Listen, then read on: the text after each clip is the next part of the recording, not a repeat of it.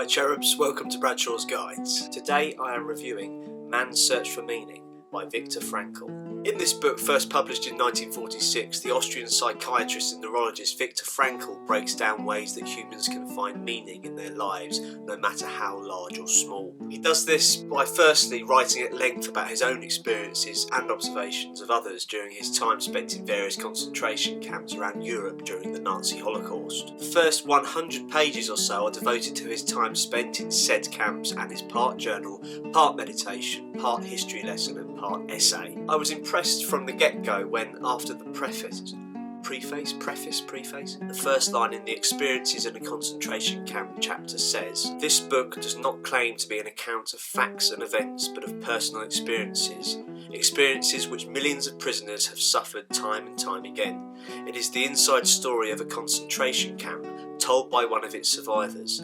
The tale is not concerned with the great hours which have already been described often enough, though less often believed, but with the multitude of small torments." In other words, it will try to answer this question: how was everyday life in a concentration camp reflected in the mind of the average person? I thought this was a super candid and honest start, and a taster of what was to come in the rest of the book, and I was taken in immediately. Frankl goes on to talk about how his wife Tilly and he were separated early on, and how his imagining about spending time with her and one day being reunited with her helps him find some purpose in his now harrowing day-to-day life. There is also a huge insight into the politics, inner workings and psychology of a Nazi concentration camp and its inhabitants, including the guards, the capos, who were prisoners assigned by the guards to supervise forced labour and other tasks, the prisoners themselves, and an analysis of the naturally occurring hierarchy that made itself known quite quickly, and the camaraderie amongst the prisoners. The bird on the front cover also makes an appearance too, in an extremely moving moment conveyed very eloquently in Frankl's writing.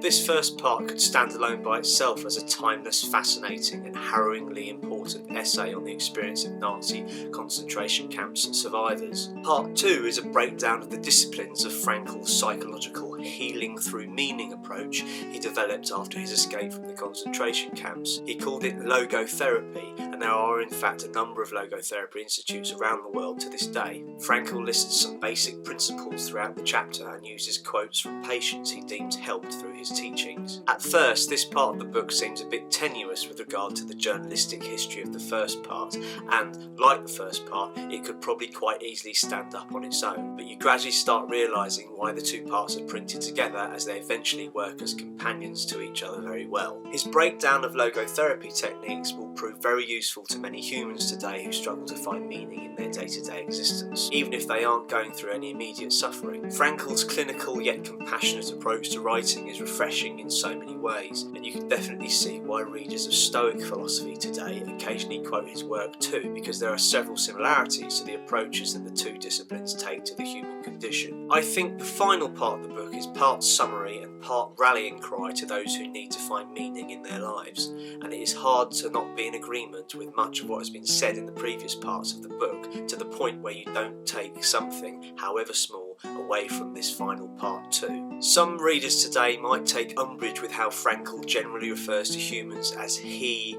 and him, with no use of she or her or they or them, but it must be remembered that when this was written, the use of these pronouns was the norm in psychological writing. This is a work written with candour, compassion, empathy and resilience, and it is as important now, if not more important, as it was when it was first published in 1946. One of the overlying things I took from this book is that Frankl never saw himself as a victim, and upon finishing the book I was imbued with a renewed optimism for the life I had ahead of me and an excitement for dealing with the obstacles that will inevitably show up within it. Viktor Frankl took what was given to him and turned it into a gift to humanity, to the point that his logotherapy discipline is now considered the third Viennese school of psychotherapy, along with Freud's psychoanalysis and Adler's individual psychology. Man's Search for Meaning is an astoundingly helpful and important piece of work that should probably have a place on most bookshelves. Read it. To buy Man's Search for Meaning, click on the link in the description for this video. Also, this is my first book review and I will do many more, but if you liked this, please subscribe and watch my travel and history videos too. Thanks for watching.